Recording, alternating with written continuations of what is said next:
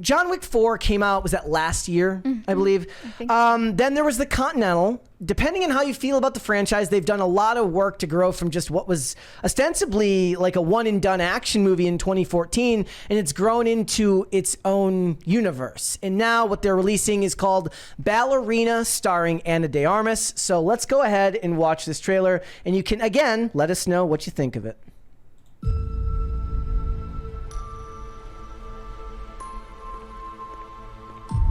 Do you like to dance? I know a school where they teach dances. Love Ian McShane. I could take you there if you'd like.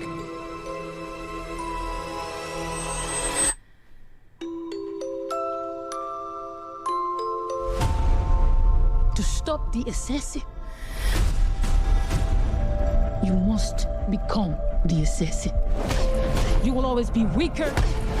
You will always be smaller. You want to win? Improvise. Adapt.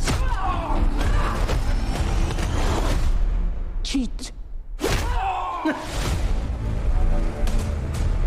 Welcome to the Continental. Eve Macaro of the Roscaroma. What a pleasure to see you again.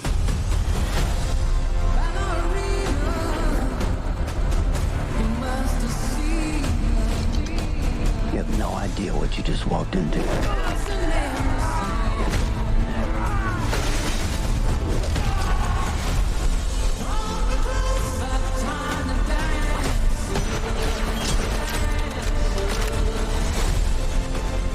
They killed my father.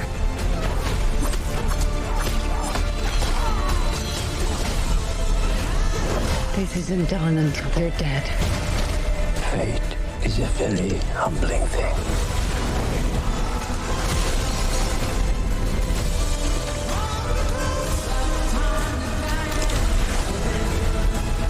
Okay, that was a very clever idea. You're him. The one they call the Baba Yaga. How do I start doing what you do?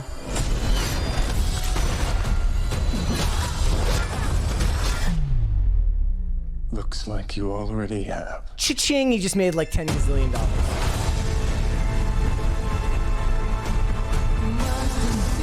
Okay, I want to point out first of all how much better the song use in this was than that awful Thunderbolts trailer that used the Pixies song, Where's My Mind, where they kept repeating the line, yeah, It's which just was the most annoying thing in the entire world.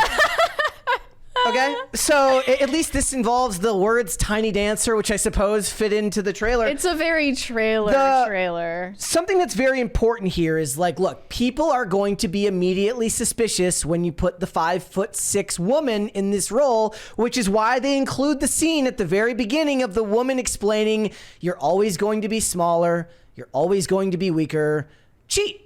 Yes. Like, that's perfect. That's exactly what you should be explaining, because it's going to allow people to give you more leeway if you acknowledge that and then try to work into the script ways in which they do that. And there are a couple of those in here. The perfect example, obviously, besides this here, also good gun discipline through most of it. She brings the gun up into her workspace, eyes on it. This is good. But here's what I'm talking about. There's this. Oh, by the way, Lance Reddick. This will probably be his last credit, because Lance Reddick passed away last year. So having Ian McShane and Lance Reddick in this really connects it to the John Wick franchise every bit as much as having Keanu Reeves in it does. Mm-hmm.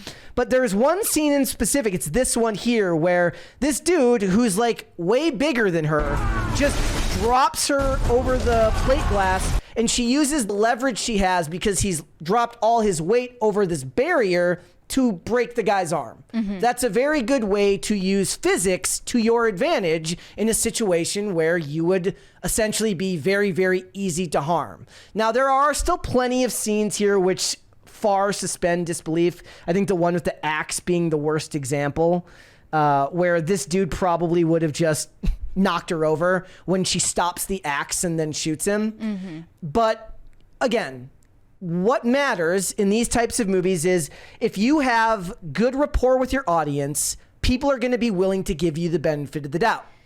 Do we know if this takes place after the events of John Wick 4? I don't know he is, chronologically like, where this dead. falls in the timeline. Or he's dead with a question mark, right? At the end of John Wick 4. Sorry if that was a spoiler for you. But yet he has a cameo. Yes. In this. I don't know. This is what I love about these movies, though. You just know that they were sitting in a room, all of these dudes who have made action movies for 20 years and been stuntmen, and he's like, dude, what if we had like a hose versus a flamethrower? Yeah. That's great. I think more than, unrealistic combat scenes making this difficult to appreciate is that a female character being motivated by revenge, just like we talked about with Furiosa, is a little bit hard to believe. Yeah. I guess the idea here... 20 from Mr. Moose Knuckle. The Ballerina trailer is giving me how to make every blockbuster movie ever. They're all like vibes. that. Yeah, man. All it's very generic. All action movie trailers are like that. But look, it also has, there was this shot here. These are quintessential John Wick, which is the neon lights at clubs and stuff like that. It's really funny. Just the other day, I watched 2 shows that had the same bathhouse, that used the same bathhouse that they use in the first John Wick movie. Okay. Yeah. So I would think they all look pretty similar, but... I think it could be a lot of fun. And again, if you develop a rapport with your audience, if you deliver 3 movies that give increasingly good action scenes that people buy into and people enjoy, they're going to be willing to suspend their disbelief for the work that you're giving if you work at it. And I think that they have. Agree about the female protagonist motivations thing? Yeah, I mean, yeah. So this is basically a female John Wick. She's motivated to avenge the death of her father, which I thought was going to happen in a spin-off based on Rina Sawayama's character from John Wick 4, which was perfectly set up. Yeah. But then they're just going to do it again? I don't know. Yeah, I don't know. Maybe that one ends up going to TV. It's just so lame. Look, a lot of it is, there's suspension of disbelief there. It could, maybe the idea would be kind of like with Peppermint with Jennifer Garner. Maybe the loss of a child would be a better example of that. They tried that with Jennifer Lopez in but it worked The Mother. It worked in Peppermint. It didn't work in The Mother.